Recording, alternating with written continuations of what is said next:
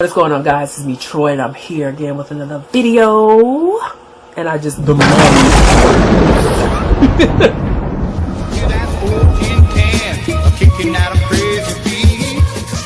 So this video I'm going to be talking about my reading of A Killing Fire by Faye Snowden. And I'm going to put this book down because I got this like spirit energy inside of me that is wanting to express itself and saying, because I know Miss Snowden watches my videos and she's subscribed to my channel, so the message that I want to get across to you right now is what is your publisher's address and phone number, or at least phone number?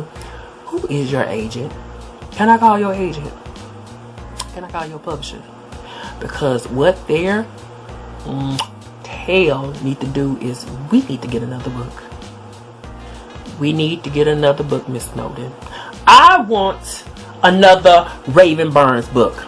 But anyway, let's get into what A Killing Fire is about and why I'm so enthusiastic about another book and why I got some drawbacks. Okay, so A Killing Fire follows the story of a homicide detective named Raven Burns. She's described as having kind of reddish hair and is it bicolored eyes? There's a specific term for it, but she inherited that from her father.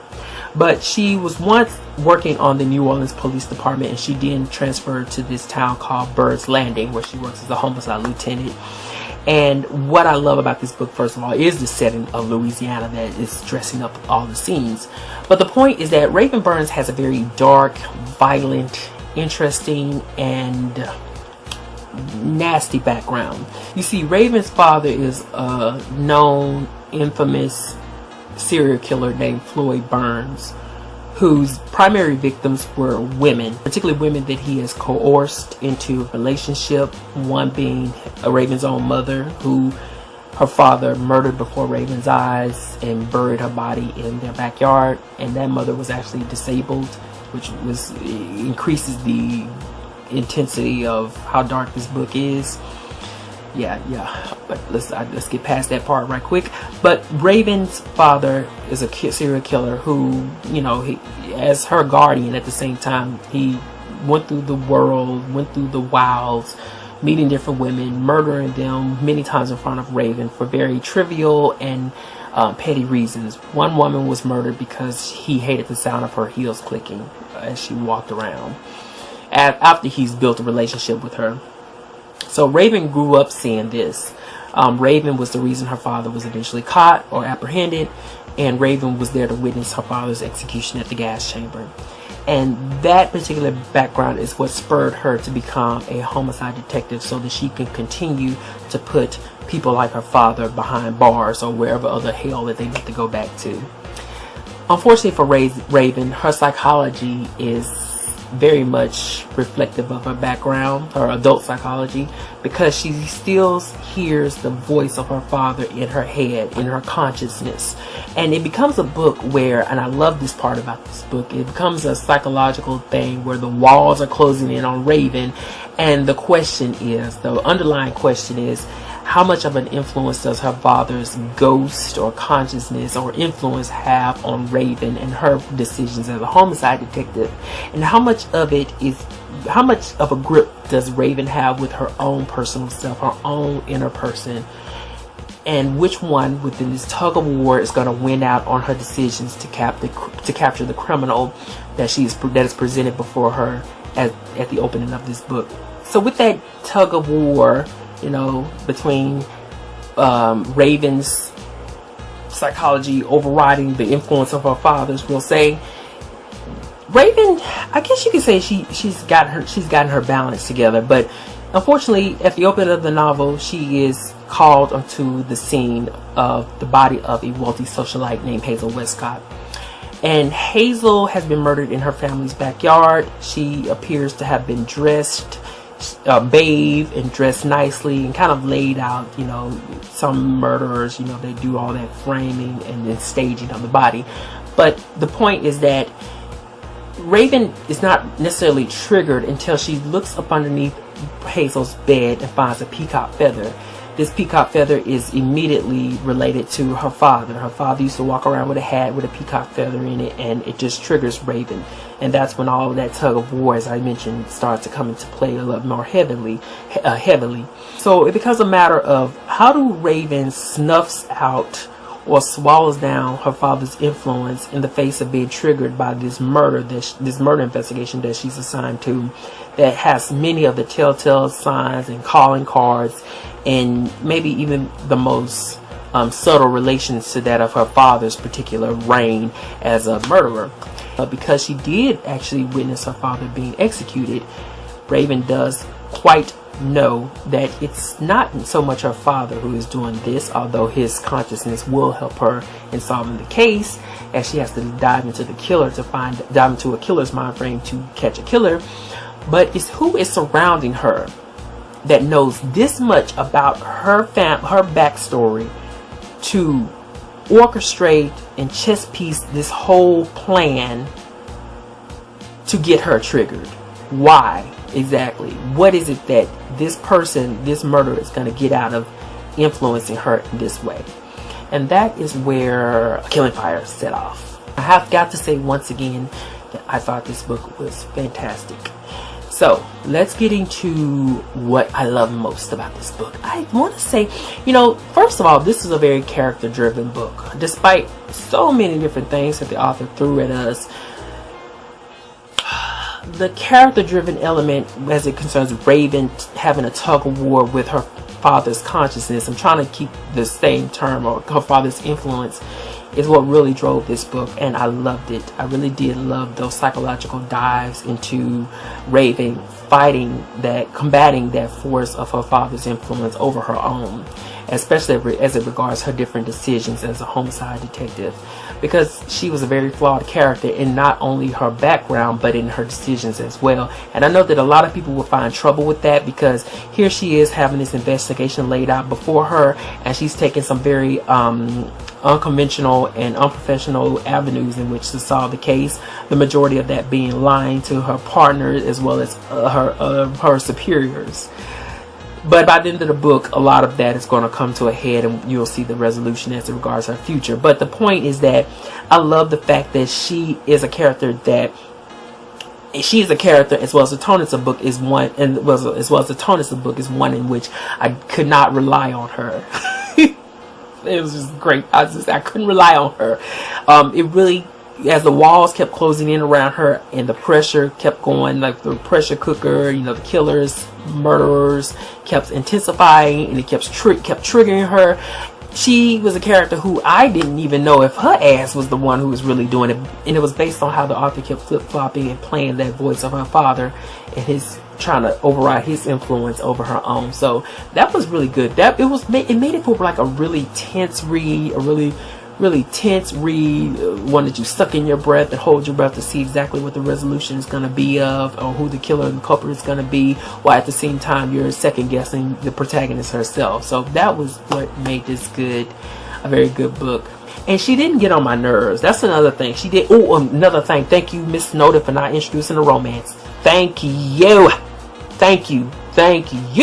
for not putting the romance in there, because it did not need it. Thank you. I was so happy. But I did enjoy the character Raven, and I will be so much more interested to see where she goes from this point forward, because you left her off on a much more unreliable note. Another thing I liked about this book is I like the pacing as it regards the plotting itself. So here's the thing. This is a character-driven mystery, right? So with that being said, it's much more focused on Raven's character and a lot less focused on the mystery. And I want to say that in terms of the fact that I found the mystery to be very straight and streamlined. There were very little branching avenues. It's like once they got the root point, there was very little room for red herrings, although they were there, but it wasn't too adjacent off the point.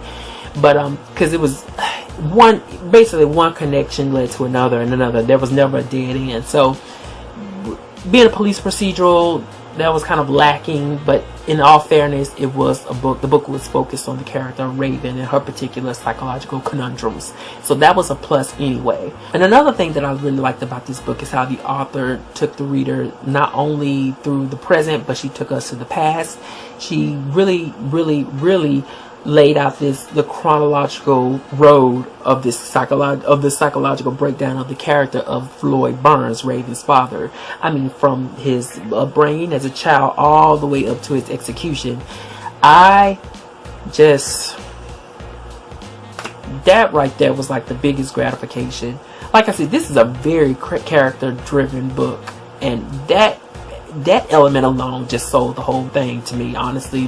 How she gave us that Raven's father's life story, interjected between Raven wrestling with herself, and etc., etc. So that was amazing. Love that part.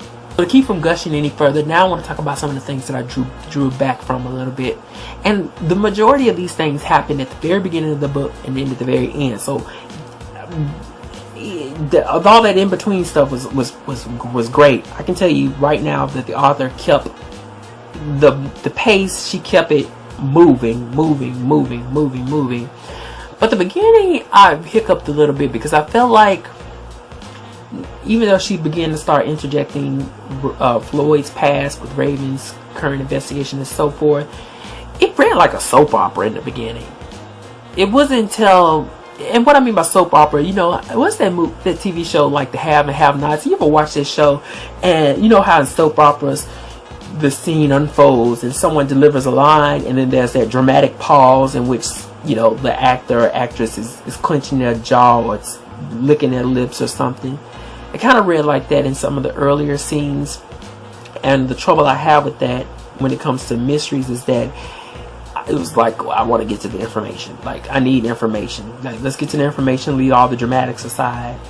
But that was one thing that kind of made me draw back. So it may take, and I say that because it may take a couple of chapters for everything to really rev up for those who are interested in reading this book. But I'm telling you, be patient. It seemed like it's kind of slow in the beginning, but I'm telling you, like, after maybe the third flashback of Raven's father's past coming onto stage, you ain't gonna be able to put the book down. I also had a little bit of trouble in the earlier parts of the book with some of the beats. You know how beats such as how do you describe this? There's dialogue where she said, and there's dialogue where he said while stirring up eggs. But anyway, I pay so much close attention to stuff like that, to details, because when a scene is unfolding, I can see it all. But sometimes there was these cases where mugs of coffee came out of nowhere. Mugs of coffee came out of nowhere, and I don't recall anybody ever hitting the button on the Keurig. Those stuff like that. Those beats between dialogue when characters do action things. I know, very trivial, but I don't know, that's just my brain be looking at that kind of stuff. But ultimately, I thought that A Killing Fire was a great read. I really did. I thought it was a great read. I think that one of the things that would have really set this book on fire, for real set it on, one of the things I want to say that I think that would have for real set this book on fire is if the culprit, if there was an extra plot twist at the end as it regards the identity of the killer. One more, I'm telling you, because she had it so tense in those last 100 pages. It was so tense, like I said, so pressure cooker, so psychologically disorienting as regards to who could have been the killer. It was so tense. This book, it needed, I'm setting up, it needed one more plot twist as regards to killer, and it would have nailed the crap out of this book. One more. The person who did it, it was kind of like, well, that was safe. That was safe to me. That was too safe to me. But one more would have killed this whole thing out. And it was just like the whole time I was reading, I was like, yeah, we gonna get to this. And it's like, well, but yeah, one more plot twist regarding the killer's identity would have killed it. Next book, I'm telling you, you get all the way down to that last person, that last possible person could have did it, and then flip it. That's what I'm saying. Just when you get to that last person, flip it right there on the reader. Boom! And I say that because giving all of the stuff that we have to go through with the character of Raven, we needed someone closer to her to have been behind it. That's just my take. But anyway, that's it. Mrs. Faye Snowden, thank you so much for leaving me comments and stuff. I finally read the book. I know it took me a minute to get to it because I had a lot of reading stuff going on, but I finally read it. I enjoyed it, and I want to know if there's going to be another book, because you left us off, despite everything else, and you left us off on like a very intriguing note. And I can just tell you guys watching this video now that Miss Snowden has the craft to get us to another book that's going to be probably much more intense than this one. I can feel it in my bones. But anyway, that is it, guys. I'm about to go. See y'all later. Peace and whatever else. I don't know. Bye.